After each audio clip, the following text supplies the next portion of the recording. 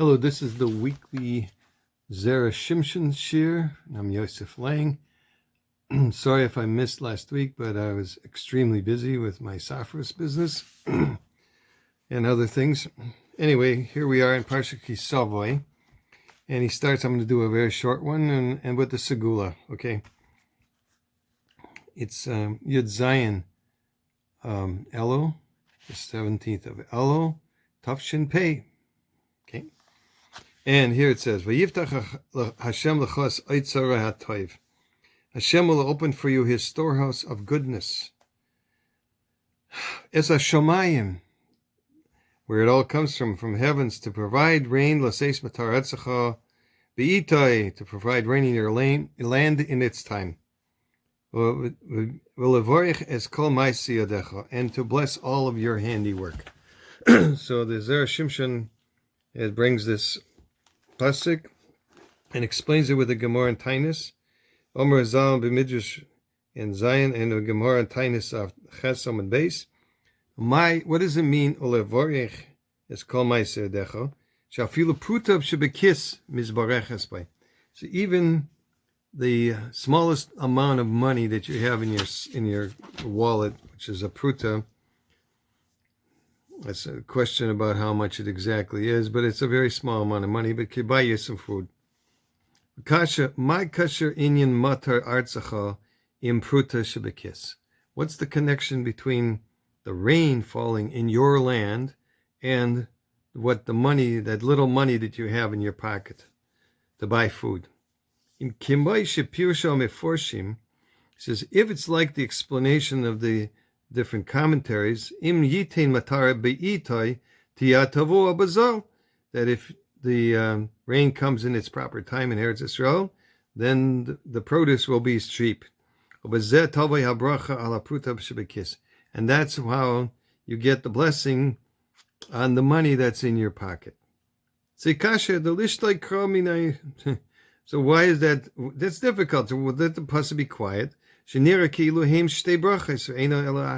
Looks like that explanation goes on two blessings: one for the tuah, for the produce, and one for the money in your pocket. So they can't be right. So he explains, "Vayuvan shapir b'maida mina b'bava basra," and per hey, that tzadik daf tzadik aleph umad base. It says, "Omar Rav Bar Chana, Omar Rav Yochanan, loishanu ela moish bezoil o peres beyoker." That this only applies when the money is cheap to get, the fruits, the produce is expensive. But if the money is expensive, so he's allowed to go from Eretz to Chutz. In other words, if you're in a situation that even though there's fruits and there's place to get, I'm sorry, that was interrupted by a strange phone call. Even Rabbi Yochanan recalls a time when the price of wheat was very low, yet people in Tveria died from starvation since they didn't have a minute amount of money to purchase the crops with. So he permitted everybody to leave to go to Chutz La'aretz to get jobs or get food. In Cain, so even God will give the rain in its time. And again, the crops will be affordable. This is not a complete bracha. Why? Because possible the money is very rare, it's expensive. And Rabbi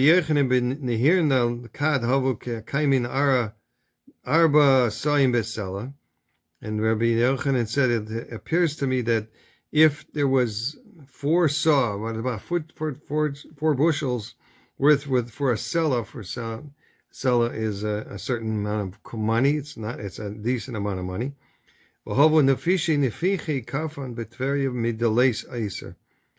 But it was a famine in Tveria because they didn't have the money. Therefore it says You should be blessed with all of the deeds of your hands. What's that? Apruta shabikis. Shahamani. Shahamois money. There's the money, some money. Shahamois yubazol. The money should be affordable. You should be able to acquire it. Now, the segula for today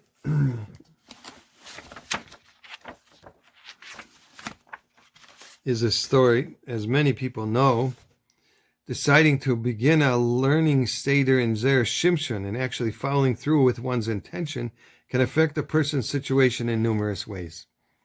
My problem was Parnasa. I worked in the insurance business, and whereas in the past I had been able to find new clients with ease, suddenly nothing was working. No matter where I turned, who I spoke to or met with, nothing worked, and I found myself at a standstill. While there are some businesses where having a limited pool of clients is enough, the insurance business is not one of those. If you're not moving in one direction, you're moving in another. There was no question that I was disheartened by my lack of success, and I discussed my situation with a number of friends and acquaintances. Most people commiserated with me, but didn't know what else to do. But one of my close friends sent me a copy of Zer Shimshon and advised me to start learning it on a regular basis. I decided to follow his advice, and began learning from the Sefer at least twice a week. In all honesty, I felt a certain intangible change almost immediately. It was as if something was telling me that my mazel had changed and that things were going to become better. It's a funny thing, but since I've begun learning Zer Shimshon, 1 out of every 3 people I speak to chooses to purchase an insurance policy with me. 1 out of every 3 is 33%. That's very high. That's my story. You decide. And we wish everybody a wonderful week. Maybe a week of blessings. V'tichla shana v'kil. So at the end of the year, we always read Parshas Ki Savo because it has all the curses. Let's get rid of all the curses. It should be a brand new year, and everybody should be healthy and wealthy and wise. Kol Tuv Zai Gebencht.